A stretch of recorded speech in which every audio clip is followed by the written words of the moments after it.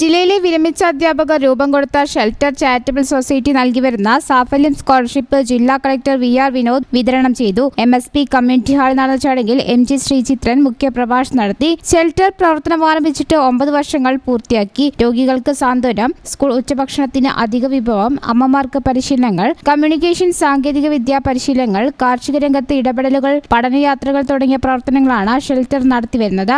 സാഫല്യം scholarship medicine, engineering ഉൾപ്പെടെയുള്ള professional കോഴ്സുകൾ പഠിക്കുന്ന കുട്ടികൾക്കാണ് നൽകുന്നത്. കഴിഞ്ഞ വർഷം 102 വിദ്യാർത്ഥികൾക്കായി 13,15,000 രൂപയാണ് സ്കോളർഷിപ്പ് നൽകിയത്. ഈ വർഷം 104 കുട്ടികൾക്കാണ് സ്കോളർഷിപ്പ് നൽകിയത്. പുതിയതായി തിരഞ്ഞെടുക്കപ്പെട്ട 38 പേരും കഴിഞ്ഞ വർഷം സ്കോളർഷിപ്പ് ലഭിച്ചിരുന്ന ഇപ്പോൾ പഠനം തുടരുന്ന 66 പേരും ഇതിൽ ഉൾപ്പെടുന്നുണ്ട്. പ്രൊഫഷണൽ കോഴ്സുകളിൽ പഠിക്കുന്ന കുട്ടികൾക്ക് 15,000 രൂപ വീതവും പോസ്റ്റ് ഗ്രാജുവേറ്റ് കോഴ്സുകളിൽ പഠിക്കുന്ന വിദ്യാർത്ഥികൾക്ക് 10,000 രൂപ വീതവുമാണ് സ്കോളർഷിപ്പ്. റിട്ടയർഡ് അധ്യാപകരുടെ സംഭാവനകൾ ഉപയോഗിച്ചാണ് സ്കോളർഷിപ്പ് നൽകുന്നത്. Shelter president P. പരമേശ്വരൻ അധ്യക്ഷനായിരുന്നു. PV Sethumadhavan, T. Ratnakaran, VK Rajesh, EM Narayanan എന്നിവർ സംസാരിച്ചു.